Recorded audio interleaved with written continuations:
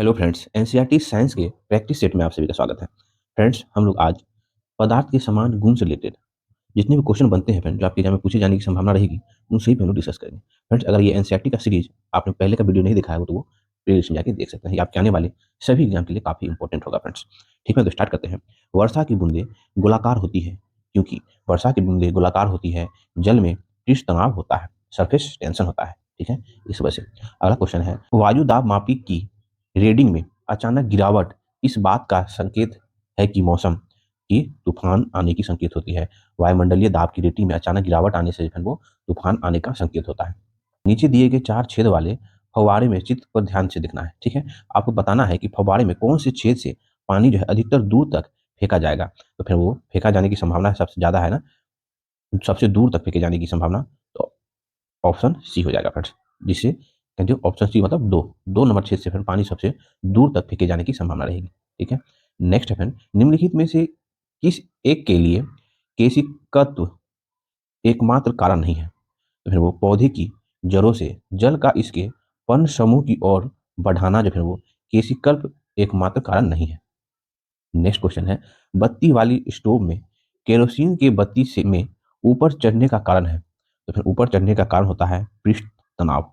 ठीक है, बत्ती वाले स्टोव में केरोसिन की बत्ती में ऊपर मतलब तेल ऊपर चढ़ने का कारण होता है पृष्ठ तनाव के कारण। ठीक है, अगला है, एक ही पदार्थ से बने 4 तार, ठीक है, जिसकी विमाएं नीचे दी गई है। ठीक है, अलग अलग बार एक ही भार से खींचे जाते हैं, इनमें से किस एक की अधिकतम दृश्य वृद्धि होगी। तो फिर वो 3 मीटर लंबाई और 1.5 व्यास वाले तार की। ठीक है, नेक्स्ट क्वेश्चन है फ्रेंड्स, देखिए, गिरती हुई वर्षा की बूंदे की गोलीय आकृति का कारण है। तो फिर वो पृष्ठ तनाव का सिद्धांत जो है गिरती हुई वर्षा की बूंद की गोलीय प्रकृति का कारण होता है। ठीक है, जब कोई जहाज नदी से सागर में घुसता है, तो जब कोई जहाज नदी से सागर की ओर झुकता है तो वह कुछ ऊपर उठ जाता है। ठीक है, अगला क्वेश्चन है, कथन 1 करा है, लोहे का एक गोला पारद पर तैरता है किंतु पानी में डूब जाता है। तो पहला स्टेटमेंट सही है, लोहे का एक गोला जो है पारद में तैरता है पर पानी में डूब जाता है। अगला कह रहा है, लोहे का आपेक्षिक घनत्व पारद के आपेक्षिक घनत्व से अधिक होता है। तो फिर वो आर गलत है, लोहे का आपेक्षिक घनत्व जो है पारद की आपेक्षिक घनत्व से कम होता है, ना कि अधिक। तो केवल एक सही है, ऑप्शन सी हो जाएगा फ्रेंड्स। ठीक है, अगला क्वेश्चन है, यदि साबुन के दो भिन्न भिन्न व्यास के बुलबुले को एक नली नली द्वारा एक दूसरे के संपर्क में लाया जाए तो क्या घटित होगी। तो फिर वो क्या होगा, छोटा बुलबुला और छोटा और बड़ा बुलबुला और बड़ा हो जाएगा। ठीक है, नेक्स्ट फ्रेंड्स, द्रव बूंद की संकुचित होकर न्यूनतम क्षेत्र घेरने की प्रकृति का कारण होता है।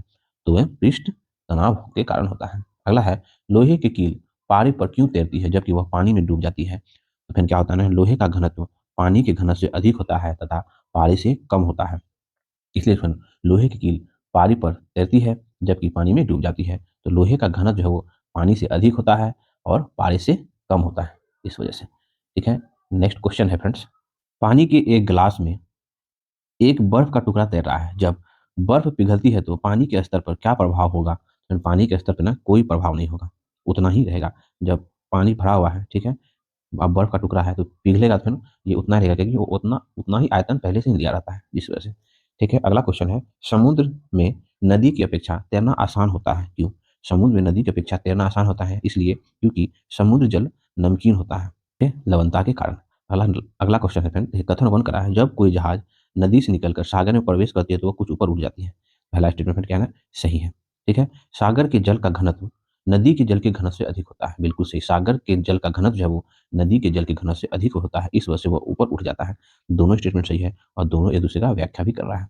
नेक्स्ट क्वेश्चन है, पानी के 4 डिग्री सेल्सियस पर शरीर तैरता है, यदि तापमान 100 डिग्री सेल्सियस हो जाए तो क्या होगा, शरीर डूब जाएगा, क्योंकि 4 डिग्री सेल्सियस में पानी का आयतन क्या होता है, मैक्सिमम होता है ना, घनत्व अधिक होता है, आयतन कम होता है। अगला क्वेश्चन है, पानी का अपेक्षिक घनत्व सर्वाधिक निम्नलिखित ताप पर होता है। तो फिर वो 4 डिग्री सेल्सियस पर पानी का अपेक्षिक घनत्व जो है वो सर्वाधिक होता है। ठीक है, हवाई जहाज से यात्रा करते समय पेन से स्याही निकलने लगती है, पेन क्यों निकलती है, तो वो वायुदाब में कमी के कारण जो है वो प्लेन में पेन की स्याही निकलने लगती है, दिखने लगती है। ठीक है, अगला क्वेश्चन है, एक केश नली में जल की अपेक्षा एक तरल अधिक ऊंचाई तक चढ़ता है, तो इसका कारण है तो इसका कारण होता है फ्रेंड तरल का पृष्ठ तनाव जल की अपेक्षा अधिक होता है। इस वजह से एक केशनरी में जल की अपेक्षा एक तरल अधिक ऊंचाई पर तक चढ़ता है। ठीक है। नेक्स्ट क्वेश्चन है, जब किसी झील की तली से उठकर वायु बुलबुला ऊपरी सतह तक आएगा तो उसका आकार जो है फिर क्या होगा, बढ़ जाएगा। ठीक है। देखिए, समुद्र में प्लवन कहते हुए आइसबर्ग का आइसबर्ग का कितना भाग समुद्र सतह से ऊपर होता है, तो फिर वो 1/9 भाग जो है समुद्र सतह से ऊपर होता है। ठीक है। साबुन के बुलबुले के अंदर का दाब, तो फिर साबुन के बुलबुले का अंदर का दाब जो है वायुमंडलीय दाब से अधिक होता है। ठीक है। जल की सतह पर तेल फैल जाता है, क्योंकि जल की सतह पर तेल जो है फैल जाता है। तेल का पृष्ठ तनाव जो है वो जल की अपेक्षा कम होता है ना। तेल का पृष्ठ तनाव जो है वो जल की अपेक्षा कम होता है। तो तेल का पृष्ठ तनाव जो है वो जल की अपेक्षा कम होता है, जिस वजह जल की सतह पर तेल तेल जो है फैल जाता है। अगला क्वेश्चन है, जब कुएं से पानी की बाल्टी को ऊपर खींचते हैं तो इस हमें महसूस होता है कि बाल्टी पानी की सतह से ऊपर जो है वो भारी होने का महसूस होता है ना। बादलों के वायुमंडल में तैरने का कारण है इसका कम क्या है, तो फिर कम घनत्व बादलों के कम घनत्व के कारण ना वायुमंडल में तैरता है बादल, है ना, कम घनत्व के कारण। ठीक है। ऑटोमोबाइल के हाइड्रोलिक ब्रेक के कार्य करने का सिद्धांत है, तो फिर पास्कल का नियम जो फिर वो हाइड्रोलिक ब्रेक ऑटोमोबाइल में हाइड्रोलिक ब्रेक लगने का जो सिद्धांत है वो पास्कल का नियम का सिद्धांत है। ठीक है। अगला क्वेश्चन फ्रेंड, बर्फ जमी झील के अंदर मछलियां जीवित रहती है, क्योंकि जमी झील के अंदर मछलियां जीवित रहती है, झीलों की तली पर जल नहीं जम पाता है। ठीक है। अगला क्वेश्चन है, कोई कण एक समान गति पर कैसा होना चाहिए, तो फिर कोई कण जो है एक समान गति पर उसका वेग एक समान हो सकता है। ठीक है। अगला क्वेश्चन है, जब शुद्ध जल में डिटर्जेंट डाला जाता है तो पृष्ठ तनाव जब शुद्ध जल में डिटर्जेंट डाला जाता है तो उसका पृष्ठ तनाव जो है वो घट जाता है। ठीक है। नेक्स्ट क्वेश्चन है, पानी की बूंदों का तेलीय पृष्ठ पर न चिपकने का कारण है, तो फिर वो है असंजक बल का अभाव जो है पानी की बूंदों का तेलीय पृष्ठ पर न चिपकने का कारण है। नेक्स्ट क्वेश्चन है फ्रेंड्स, यदि हम किसी पात्र के तल पर द्रव के दाब की गणना करना चाहे तो उसे निर्धारित करने के लिए कौन सी मात्रा अपेक्षित नहीं है, तो फिर वो पात्र के जल के पृष्ठ का क्षेत्रफल जो है वो अपेक्षित नहीं है। ठीक है ना, गणना करने के लिए द्रव के दाब की गणना करने के लिए। अगला क्वेश्चन है फ्रेंड्स, देखिए, निम्नलिखित में से कौन सा द्रव सर्वाधिक घनी होती है, तो सर्वाधिक घनी होने वाला द्रव इसमें से तेल जो है वो सर्वाधिक घनी द्रव है। वस्तु की मात्रा बदलने पर अपरिवर्तित होता है, तो वस्तु की मात्रा बदलने पर अपरिवर्तित होता है, घनत्व जो है वो अपरिवर्तित होता है। अगला है, हाइड्रोजन से भरा रबर का गुब्बारा वायु में ऊपर जाकर फट जाता है, क्योंकि क्योंकि जो है वायु दाब घट जाता है, इसलिए वो फट जाता है। नेक्स्ट क्वेश्चन फ्रेंड्स, एक बंद पात्र को आरंभ में खाली किया जाता है और तब उसमें एक समान दाब पर वाष्प भरी जाती है, तो पात्र में दबाव जो है वो पहले बढ़ता है तब स्थिर हो जाता है। ठीक है।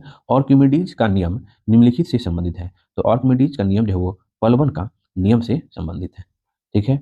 उसके बाद है, फाउंटेन पेन किस सिद्धांत पर कार्य करता है, तो फ्रेंड फाउंटेन पेन जो है वो केशिका क्रिया के सिद्धांत पर कार्य करता है। अगला क्वेश्चन है, एक तांबे की छड़ है और दूसरी इस्पात की, दोनों को पानी में डालने पर एक जैसा उत्पेच होता है, इस प्रकार दोनों का क्या होगा ना, भार समान होगा। ठीक है। नेक्स्ट क्वेश्चन है, फुहारा निम्नलिखित में से किस सिद्धांत पर कार्य करता है, वेरी इंपॉर्टेंट, तो फिर फुहारा जो है वो बर्नौली के सिद्धांत पर कार्य करता है। अभी हम लोग जब पीछे देखे हाइड्रोलिक ब्रेक वो पास्कल के सिद्धांत पर कार्य करता है, फुहारा जो है वो बर्नौली के सिद्धांत पर कार्य करता है। फ्रेंड्स, ये सब क्वेश्चन है ना, इस सेट में जो हम लोग डिस्कस करें काफी इंपॉर्टेंट है, आप हल्के में ना लें, इसलिए वीडियो एक से दो बार जरूर देखें। देखिए, पृष्ठ तनाव किसके कारण पैदा होता है, तो फिर पृष्ठ तनाव जो है ना वो अणुओं के बीच सहसंजक बल के कारण जो है सरफेस टेंशन पैदा होता है।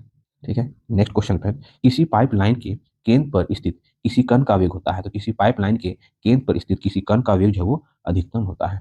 ठीक है। दृढ़ता गुणांक का मात्रक है, तो फिर दृढ़ता गुणांक का मात्रक जो है वो न्यूटन मीटर स्क्वायर जो है वो दृढ़ता गुणांक का मात्रक होता है।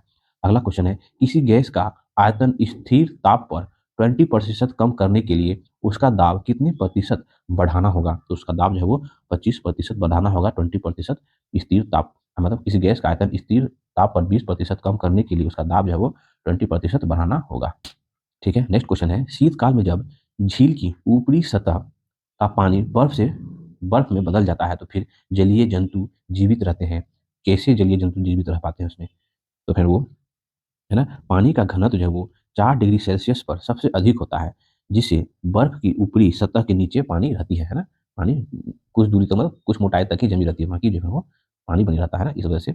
नेक्स्ट क्वेश्चन है फ्रेंड्स, एक लकड़ी के टुकड़े को पानी के नीचे पकड़ कर रखने पर उस पर कितना उत्प्लवन बल लग होगा? तो फिर वो लकड़ी के भार के बराबर, है ना? उत्प्लवन बल लगेगा एक लकड़ी के टुकड़े को पानी के बीच पकड़ कर रखने पर, है ना? उसका उस पर जो उत्प्लवन बल जो है वो लकड़ी के भार के ही बराबर होगा। ठीक है। नेक्स्ट क्वेश्चन है, हीलियम परमाणु हाइड्रोजन अणु से 2 गुना भारी है। ठीक है। उसके बाद 298 केल्विन पर हीलियम परमाणु की औसत गतिज ऊर्जा होगी, तो फिर वो हाइड्रोजन अणु की जितना ही हीलियम परमाणु की औसत गतिज ऊर्जा होगी।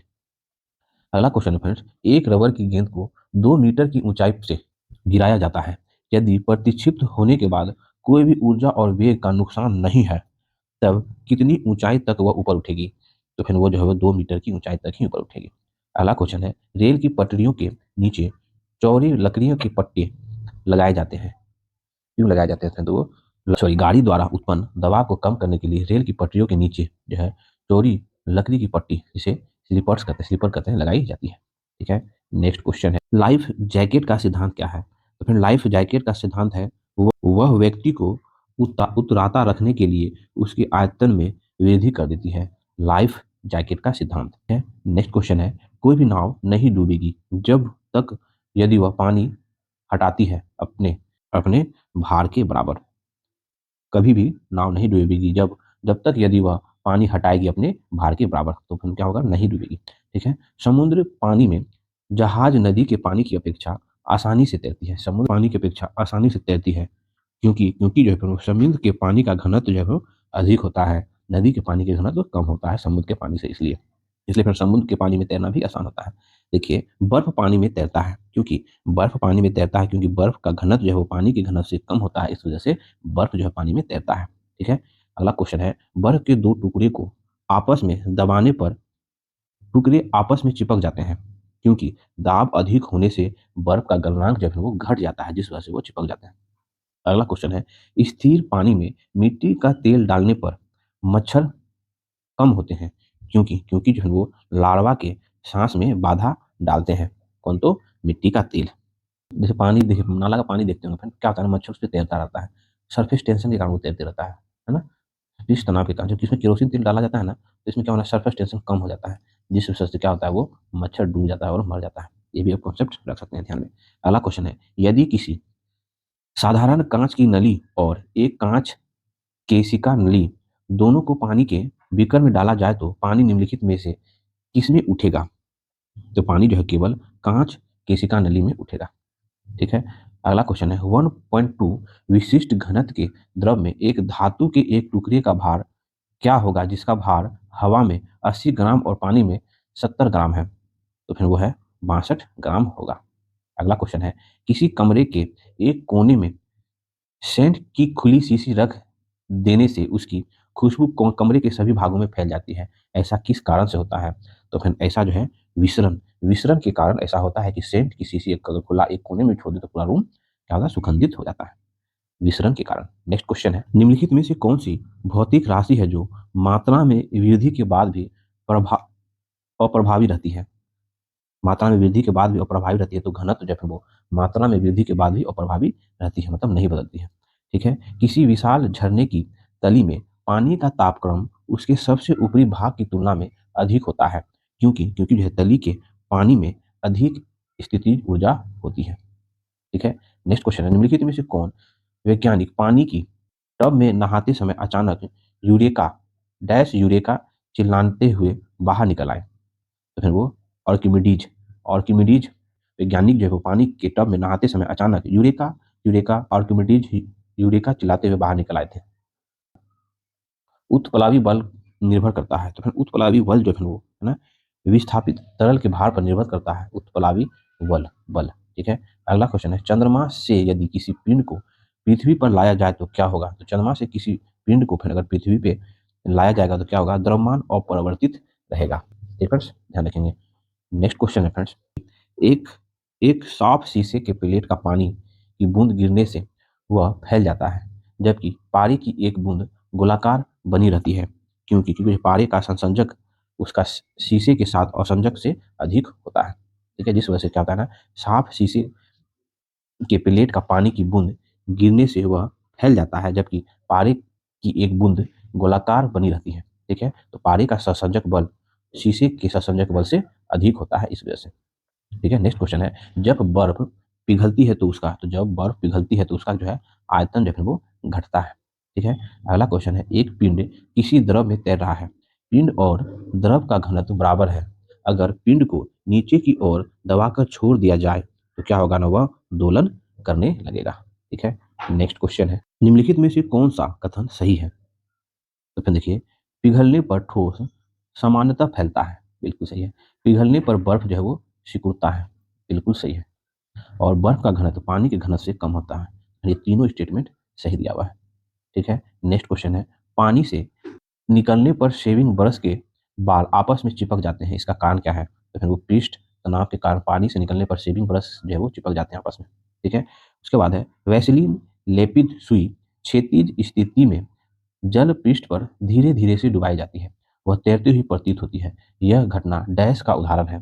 तो फिर यह घटना जो है वो पृष्ठ तनाव का उदाहरण है। अगला क्वेश्चन है, वायु में प्रचक्की क्रिकेट बॉल के दोलन की व्याख्या की जा सकती है। तो फिर वो बर्नौली के प्रमेय के आधार पर। ठीक है, अगला क्वेश्चन है, अगर किसी झील के तल से ऊपर आती बुलबुले के आयतन में वृद्धि होती है तो उस बुलबुले पर लगने वाला दाब, तो फिर उस बुलबुले पर लगने वाला दाब जो है वो कम होगा। कड़े जाड़े में झील की सतह हिमशीतित हो जाती है, किंतु उसके तल जल द्रव अवस्था में बना रहता है। तो यह किस कारण होता है? मतलब ठंडे में जाता है ना, झील की सतह जम जाती है, लेकिन नीचे का पानी जो है वो तरल अवस्था में रहता है। तो इसका कारण क्या होता है? तो जल का सघनता 4 डिग्री सेल्सियस पर अधिकतम होता है, जिस वजह से ऊपरी सतह जम जाती है, निचली सतह पानी की नहीं जम पाती है। ठीक है, नेक्स्ट क्वेश्चन है, निम्नलिखित कथनों पर विचार कीजिए। यदि केसीकल्प की परिघटना नहीं होती तो क्या होगा? केरोसिन दीप का उपयोग मुश्किल हो जाता। ठीक है, केरोसिन दीप का उपयोग मुश्किल मतलब लैंप का उपयोग जो है वो मुश्किल हो जाता है, क्योंकि क्या होना, मोमबत्ती से बत्ती से तो तेल ऊपर चढ़ता नहीं, तो फिर ये मुश्किल हो जाता। ठीक है, उसके बाद सियाही शोक पात्र काम करने में विफल हो जाता है ना। और बड़े पैर जिसमें हम अपने चारों ओर देखते हैं पृथ्वी पर नहीं होते, क्योंकि फिर पैर जड़ों के द्वारा जाइलम टिश्यू के द्वारा है ना, केशिकल्प क्रिया के द्वारा ना पानी खाना ये सब पत्तियों में पहुंचता है। तो अगर केशिकल्प की परिघटना नहीं होती तो फिर क्या होता ना, लैंप नहीं होता, जलना मुश्किल होता, सियाही नहीं होता क्योंकि उस पर सिंक नहीं चढ़ता। और पैर मतलब पैर पौधे जो जाइलम टिश्यू के द्वारा केशिकल्प क्रिया के द्वारा जो विभिन्न पत्तियों में जल जाता है वो नहीं जाता ना। तो 1 2 3 परिघटना नहीं होती जब केशिकल्प की परिघटना नहीं होती तो। ठीक है, नेक्स्ट क्वेश्चन है, नैनो द्रव का सर्वाधिक महत्वपूर्ण गुण है। तो फिर नैनो द्रव का सर्वाधिक महत्वपूर्ण गुण होता है घर्षण। घर्षण जो है नैनो द्रव का सर्वाधिक महत्वपूर्ण गुण होता है। अगला क्वेश्चन है, एक भारहीन गुब्बारे में 200 ग्राम जल भरा गया है, उसका जल में भार होगा, तो फिर उसका जल में भार जो है वो शून्य होगा।